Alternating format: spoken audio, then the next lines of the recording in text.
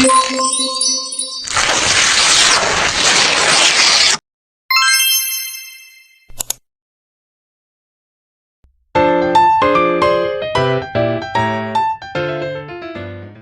teman-teman, di video kali ini kita akan membahas tentang kimia unsur periode keempat atau biasa disebut dengan logam transisi.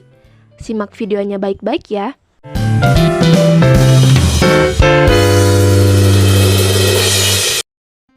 Sebelumnya, teman-teman udah tahu belum apa itu perbedaan antara golongan dan juga periode?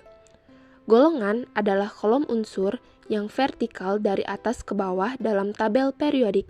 Sedangkan periode adalah baris unsur yang mendatar atau horizontal dari kiri ke kanan. Logam transisi periode keempat. Logam transisi ini adalah kelompok unsur kimia yang terdapat pada golongan 1B sampai golongan 8B.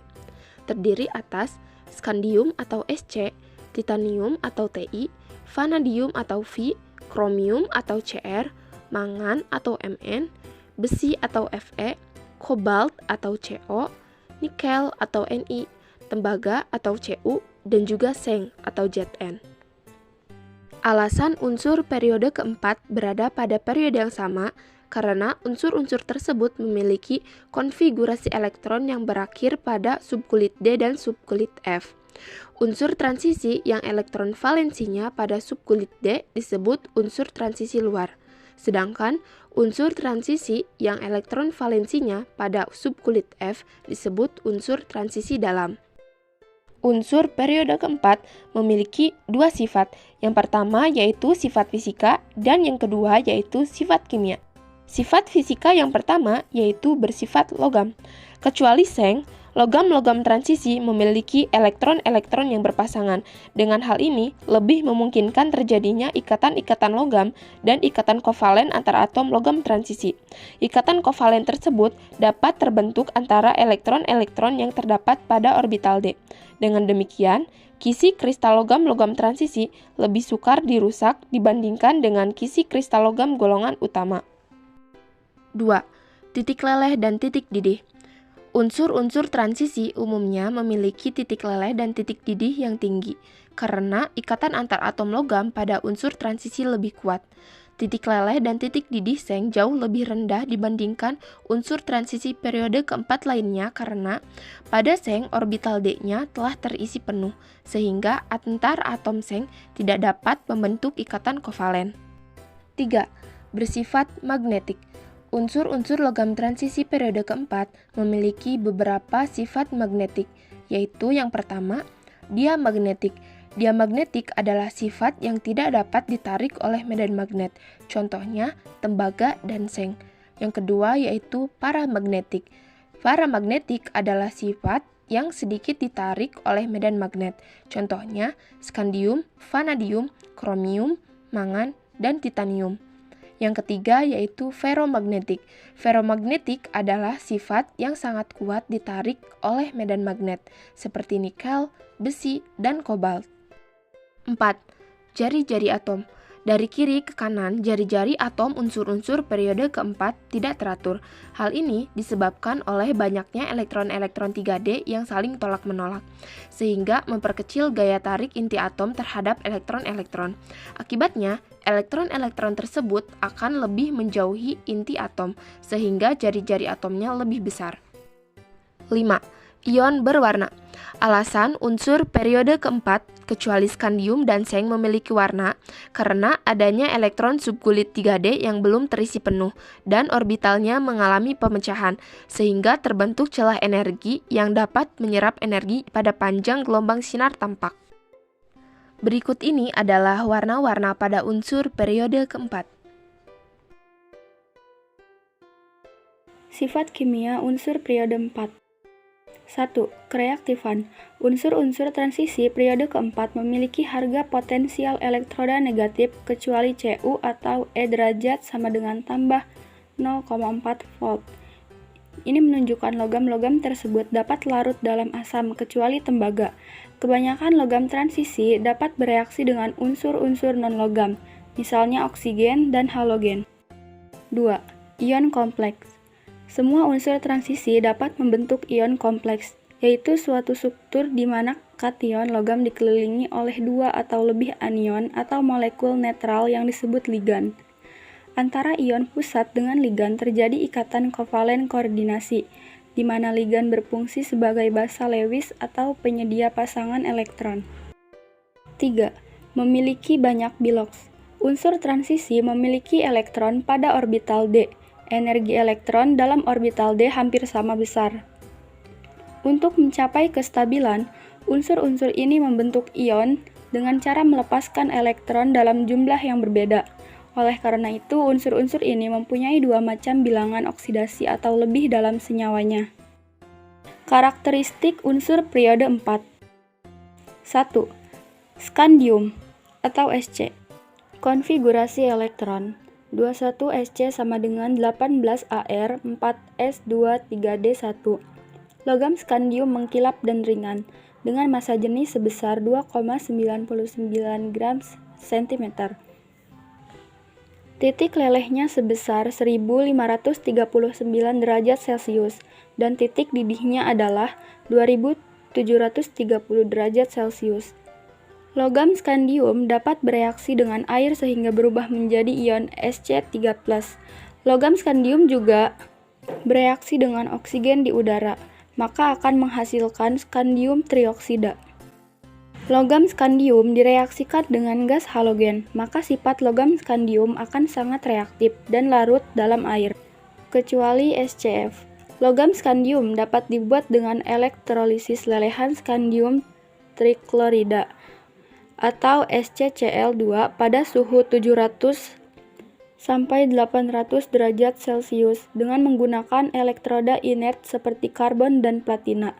Scandium digunakan sebagai pembuatan kerangka pesawat jika dicampurkan dengan logam aluminium atau alloy aluminium scandium. 2. Titanium atau Ti. Konfigurasi elektron 2Ti sama dengan 18 Ar 4 S2 3D2. Logam titanium itu kuat, ringan, tahan karat, dan berwarna perak. Titanium ditemukan dalam bentuk oksida di dalam mineral ilmenit FeTiO3 dan rutil TiO2. Pada temperatur tinggi, titanium sangat mudah bereaksi dengan gas-gas yang berada di udara, seperti gas oksigen dan nitrogen dan juga gas hidrogen, dibuat dengan metode Kroll yang banyak menggunakan klor dan karbon. Titanium EV oksida TiO2 digunakan pigmen cat warna putih, reflektor inframerah, dan digunakan pada campuran kosmetik untuk tabir surya atau sunblock agar kulit kita terlindungi dari sinar ultraviolet. Paparan titanium berlebihan pada tubuh manusia dapat mengakibatkan perubahan di paru-paru sehingga memicu keluhan-keluhan seperti sesak napas, nyeri dada, dan batuk. 3. Vanadium atau V. Konfigurasi elektron 23V sama dengan 18 Ar 4 S2 3D3. Bersifat racun dan berwarna putih perak. Ditemukan dalam bentuk mineral vanadit atau VbVO4-2 dan mineral karnotit atau K2O12U2V2. Vanadium dibuat tidak dalam murninya, melainkan dalam campuran besi atau ferrovanadium. Vanadium atau V, oksida VO, biasa digunakan sebagai katalis dalam pembuatan asam sulfat menggunakan proses kontak. 4. Kromium atau Cr. Konfigurasi elektron 24Cr sama dengan 18 Ar 4S1 3D5. Logam kromium sangat keras, memiliki warna cemerlang dan tahan terhadap korosi. Kelimpahan unsur kromium di alam adalah sebesar 0,0122%. Unsur kromium didapat sebagai mineral kromit atau FeCr2O. Logam kromium diperoleh dengan proses Goldsmith dengan jalan mereduksi Cr2O3 dengan aluminium. Kromium juga digunakan untuk bahan dasar alam industri baja, agar baja kuat, mengkilap, dan tidak mudah berkarat. 5. Mangan atau Mn. Konfigurasi elektron 25 Mn sama dengan 18 Ar, 4S2, 3D5. Kelimpahan mangan di kerak bumi sekitar 0,1%. Mangan ditemukan di alam dalam bentuk mineral seperti pada ferroclusit atau MnO2 atau disebut juga sebagai batu kawi, manganit dan psilomelan.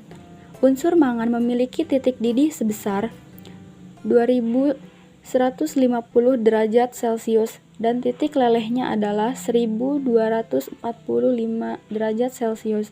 Logam mangan murni dapat dibuat dengan proses aluminotermik. 6. Besi atau Fe. Konfigurasi elektron 2 Fe sama dengan 18 Ar, 4S2, 3D6. Logam besi bersifat ferromagnetik atau sangat kuat ditarik oleh magnet. Prinsip pengolahan logam besi ini menggunakan proses tanur tinggi, di mana biji besi direduksi dengan karbon monoksida atau CO yang dihasilkan dari kokas atau karbon dengan tingkat kemurnian tinggi, dan udara yang dihembuskan dari dasar tanur. Logam besi biasanya digunakan untuk bahan bangunan dan bahan pembuatan sarana transportasi, seperti sepeda, motor, mobil, dan lain-lain. 7. Kobalt atau CO. Logam kobalt bersifat metalik yang tahan karat. Unsur kobalt dapat diproduksi menggunakan natrium hipoklorit. Kertas yang mengandung ion kobalt digunakan untuk mendeteksi perubahan cuaca. Jika cuaca lembab atau akan turun hujan, kertas berwarna merah karena mengandung ion CO2+. Sedangkan jika cuaca cerah, kertas berwarna biru karena mengandung ion CO3+.